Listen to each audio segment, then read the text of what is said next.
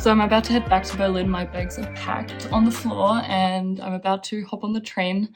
I'm currently in the Black Forest and I spent the past week visiting several members of family, and it was just so beautiful to get outside and just have some more nature around me, because at least for me, I feel if I am stressed and I need to recharge, I do that best when I'm in nature, and that really, really helped. It's just like going on walks, having trees and fields surrounding me with no one there. And it was beautiful. But now I'm also excited to get back to Berlin, and this is where I'm going to film the second or the next part of this video.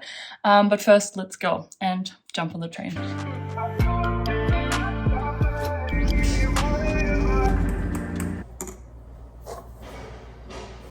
So we're back in Berlin, finally, and this train ride, let me tell you, it was like 10 hours. It took me so long to get home because I missed my connection train, and then there was a delay, and then I had to go like all across Germany and do a massive detour. And so yeah, it took me 10 hours to get from the Black Forest to Berlin, which is insane, but I made it. And I have to admit, it's now a week later. So I am filming this the Monday after I came back.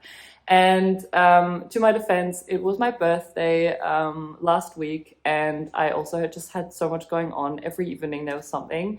And so yeah, there was not too much time to film, but finally we're doing it. Finally, I'm sitting here. It's the morning. I'm on the couch. Well, actually, no, I'm not on the couch. I'm on the floor. Here's the couch. You're on the couch. Lucky you. And we're filming this. So today I thought we would do quite a casual lessons learned as a PM video. So a lot of you left some comments in my previous videos, which were some questions, and you were asking for some advice or like my opinion on things. And so I thought I would collect them all and answer some of those, at least the ones that I have something to say about, because not all of them I feel like I'm qualified to talk about. So I would say the things where I have a strong opinion and things that I learned, I will share. So let's get into it. So the first thing I want to talk about is about making product decisions. So someone was commenting that they are new to their PM role and it takes them a lot of time to figure things out and also just in general make good product decisions. And my lesson from this is that this takes time. So it's not going to come overnight. You're not going to start as a PM and just immediately know everything and be able to make every decision right away, and you're not supposed to. I think it's a bad thing if you do that and if you expect that of yourself. It takes time because you have to realize that as a product manager, you are taking care of so many different aspects of the company and the business, and you need to know about so many different things: the users, the market, the technical side of things. You need to do team like management, you need to keep stakeholders up to date, all of these things. And until you really work yourself into the product and really take some time to make an opinion of the product, like have an opinion on the product and gather all the data that you need to be able to make these decisions, it just takes time. It takes months. And I learned this recently as well. I kind of had a feedback talk with my manager, and I was a bit unsure of how I was doing, and I told her about this as well, and she said, hey, like, you are only here for 3 months. It's okay that you can't make decisions as confidently yet as all the other product managers in the company, because they've just been there longer and they just have seen more and they know the context of things. So I would say if you are struggling to make product decisions and you feel like you just have no idea, then just give yourself some time and it will come. And of course, the things that you can do to get there faster is, learning more about the product. It's just getting to know the product as good as you possibly can. Really then putting yourself into the shoes of your customers or your users and doing some user research. So maybe talking to some users, also gathering some quantitative data, diving into your analytics, like your dashboards, all of that. These are some of the things that I'm trying to do more of, and just educating myself more, and then also just speaking with engineers, with everyone from the team, and just learning and giving yourself the time. And so there will be some aspects that you might pick up on earlier and some that will just take longer, and I think that's okay. And that's something you're just going to have to accept as a new product manager, that it's just not going to come right out of the bat in the first 2 weeks or so. I hope that helps, and that was a really valuable lesson that I learned in my first 3 months in my new PM role. The other thing I learned about was being a non-techie in your company and being okay with that and like how to deal with that.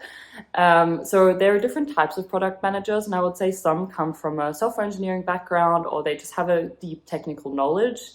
And then there are other product managers which come more from the, business side or marketing side or just other areas, and they might not have such deep technical knowledge. And I'm one of them. I have to be honest. I was never fully fascinated by the super technical side of things. Like, yes, I'm interested, and of course, I want to know how things work, and I love working with engineers and I love understanding things, but more on a high level. So I feel like I'm not a techie product manager.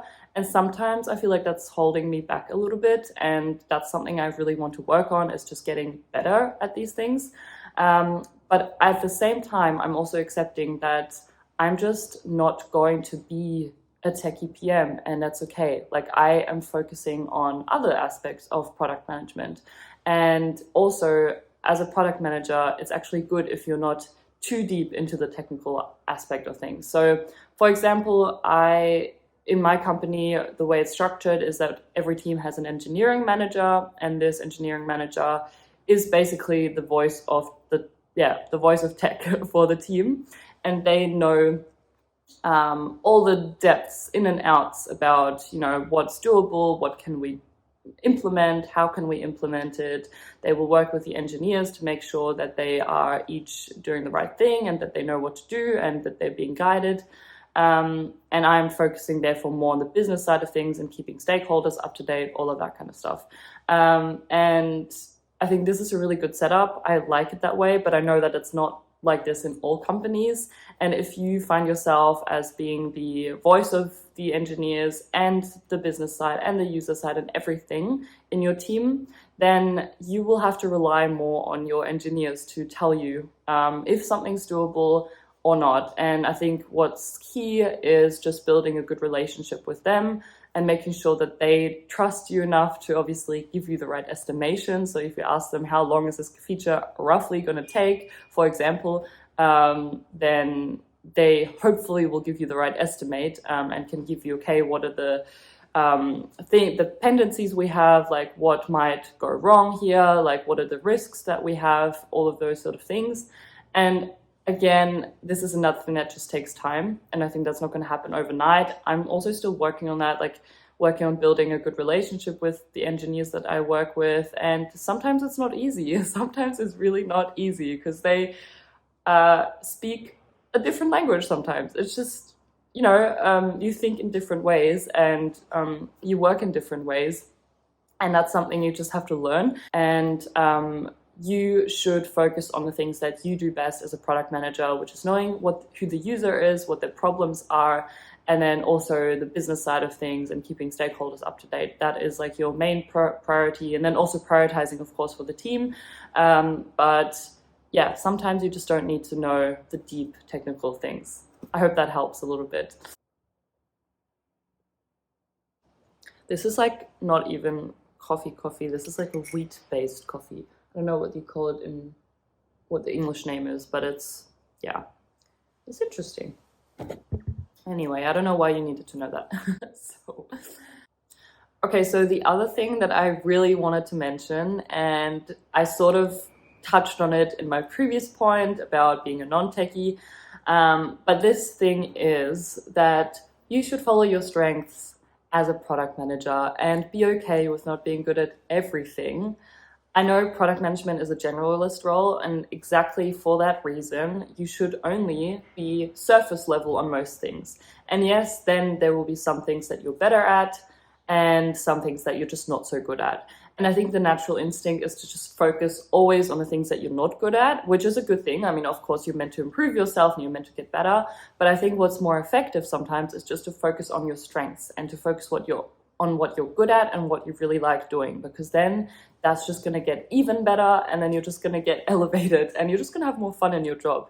And that's something I really only realized quite recently, also when I was talking to my manager, and she was saying that I have a different sort of way of managing or being a product manager, and that I'm more focused on the discovery side of things, and that not so many product managers in our like company focus on that, or focus too little on that. And then I realized, wow, that's cool. Like I like to be the product manager who's good at discovery, because that's something I always really enjoy doing. It's just doing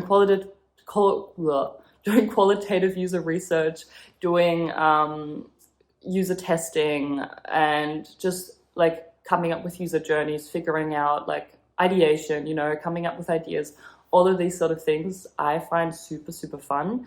And then I realized, okay, I will just focus more on that. Like, of course, I'm not gonna ignore all the other stuff. Like for me, the quantitative part is harder, like numbers, looking at dashboards. Sometimes my brain just struggles a bit more with that. And I also want to improve that.